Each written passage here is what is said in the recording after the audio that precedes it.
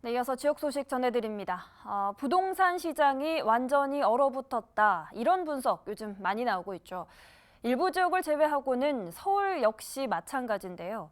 전문가들을 통해 올 하반기 서울의 부동산 시장을 전망해봤습니다. 김대우 기자입니다.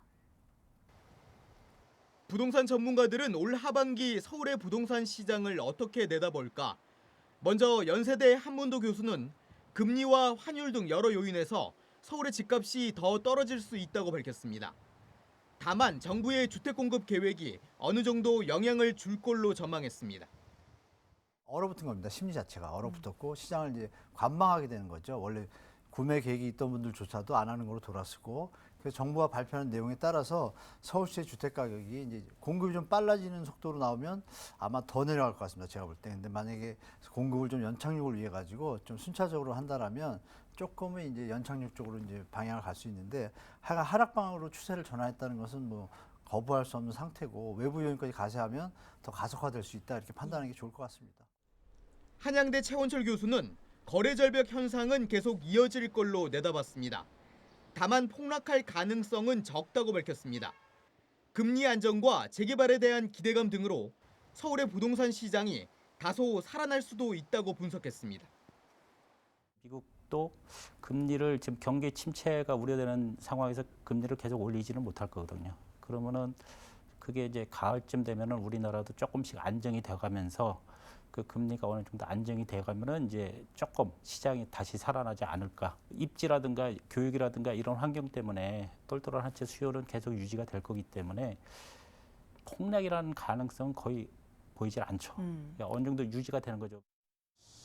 최원철 교수는 여유가 된다면 강북 지역의 급매물을 위주로 내 집을 마련하는 것도 고려할 수 있는 시기라고 조언했습니다.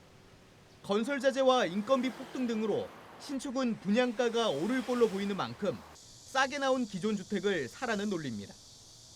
매물이 지금 좀 많이 나와 있는 상황이 어떻게 보면 더 좋은, 그러니까 구매자들 입장에서는 더 좋은 상황일 수도 있다는 거죠. 쉽게 말해서 공사비가 앞으로 올라간다는 얘기죠. 그러면은 그런 것까지 다 감안을 하게 되면은 오히려 강북에 급매물 나왔다 지금. 그러면 여유가 만약에 된다 그러면은 오히려 지금 장반하는 것도 나쁘지는 않은 거죠. 반면 한문도 교수는 지금은 집을 살 시기가 아니라는 입장입니다. 대출을 받았을 때 부담해야 하는 돈이 자산 대비 큰 상황인 만큼 금리가 조정되는 걸 지켜보면서 올 가을 이후까지 기다려야 한다는 겁니다. 인플레이션이 잡히면 다행인데 안 잡히면 어떻게 돼요? 이건 완전히 집 사서 벼락거지가 되는 거예요, 거꾸로. 집을 못 사서 벼락거지가 된 게 바로 작년이었지만 예. 지금은 사가지고 벼락거지가 되는 상황이 된 거예요. 그래서 제가 볼 때는 하반기 여쭤보셨는데 무주택자 입장에서는 무조건 기다리는 겁니다. 제가 볼 때. 예. 조정이 되고 금리가 좀 하향화되고 또 인플레이션이 가라앉고 이런 시장이 올 때 그때 사는 게 정상적이죠. 국내외 여러 요인으로 그야말로 얼어붙은 부동산 시장. 서울도 마찬가지인 상황에서 전문가들의 의견이 엇갈리고 있습니다.